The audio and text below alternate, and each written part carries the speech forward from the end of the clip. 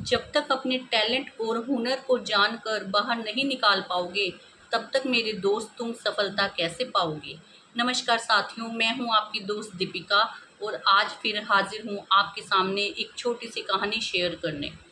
एक बार एक राजा के पास एक हाथी था। वो उसका बहुत ही फेवरेट हाथी था, क्योंकि उस हाथी में इतनी शक्ति थी कि उसने राजा को बहुत ही ज़्यादा युद्ध जितवाए थे। राजा जब भी किसी युद्ध में जाता उसी हाथी पर बैठकर जाता, क्योंकि उसे पूरा विश्वास था कि वो जीत कर ही लौटेगा, और होता भी ऐसा ही था। लेकिन समय बीतता गया और समय बीतने के साथ साथ वो हाथी समय के साथ बूढ़ा हो गया।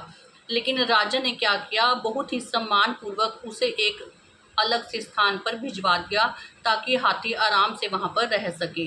लेकिन एक दिन वो हाथी तालाब के किनारे पानी पीने गया और अपनी शक्ति में कमी के कारण पानी में एक ऐसी जगह पर फंस गया जहां पर दलदल थी।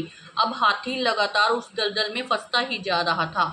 जब राजा ने यह देखा तो राजा ने अपने सारे सैनिक बुलाए और लंबे लंबे रस्सों से उसे खिंचवाया, लेकिन सारी कोशिशें विफल रही। किसी भी तरह से हाथी बाहर निकल ही नहीं पा रहा था, बल्कि जितना कोशिश करते तो वो नीचे ही नीचे धंसता जाता। राजा के सैनिकों ने अपने सभी उपाय बता दिए कि और ऐसे ऐसे करके हाथी को बाहर निकाला जाए, लेकिन कोई भी कोशिश काम नहीं कर रही थी।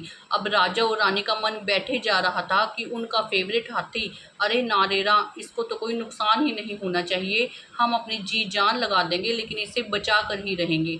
तब राजा के एक बूढ़े मंत्री ने राजा को कहा कि हाथी को बचाने के लिए कोई भी रस्सा, कोई भी हथियार या कोई भी संसाधन काम नहीं आएगा। ये हाथी शक्तिशाली है, लेकिन बूढ़ा होने के कारण अपनी शक्ति को भूल चुका है, लेकिन इसने अपनी शक्ति खोई नहीं है। तो ये उसी प्रकार से बाहर निकल सकेगा जिस तरह से ये युद्ध के समय में अपनी शक्ति का प्रयोग करके उस युद्ध को जीत लेता था। लेकिन बात इतनी सी है कि इस हाथी के आगे उसी तरह का युद्ध का माहौल पैदा किया जाए। तो उस बूढ़े मंत्री ने राजा को कहा कि तुम युद्ध का दृश्य पैदा करने के लिए यहाँ पर सेनाओं को इकट्ठा करो, ढोल बजाओ, नगाड़े बजाओ, बिगुल बजाओ, जिससे हाथी को फिर से ऐसा लगे कि वो युद्ध क्षेत्र में खड़ा है। तब राजा ने उस मंत्री के कहने पर युद्ध की पूरी तैयारी वहां पर कर ली और वहां पर जोर जोर से नगाड़े और बिगुल बजवाए।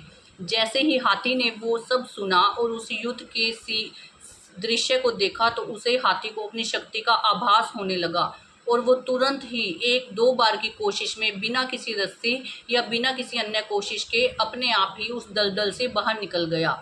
तब राजा के मंत्री ने कहा कि देखो राजा, इसके पास अपनी शक्ति थी, लेकिन वो शक्ति यह भूल चुका था, और जैसे ही उसे उसी माहौल में ले जाया गया, उसे उसकी शक्ति याद आई और उसने उसके लिए तुरंत कोशिश भी की। तो दोस्तों, हमारे साथ भी ऐसा ही है। हमारे अंदर बहुत सी शक्ति, बहुत सा टैलेंट, बहुत सी हिम्मत होती है, लेकिन अगर हम उस शक्ति को अपने ही अंदर रहने देते हैं तो हमारी वो शक्ति धीरे धीरे ख़त्म होती जाती है। बस हमें उस चीज़ को बाहर निकालने का अवसर मिलना चाहिए, ताकि हम अपनी टैलेंट का भरपूर प्रयोग कर सकें। बात छोटी सी है, लेकिन हमें एक विशेष शिक्षा दे जाती है। तो फिर मिलूंगी एक नई कहानी के साथ, आपकी दोस्त दीपिका। तब तक के लिए मुस्कुराते रहिए ऐसे, गुलाब का एक प्रफुल्लित सा पुष्प हो जैसे। धन्यवाद।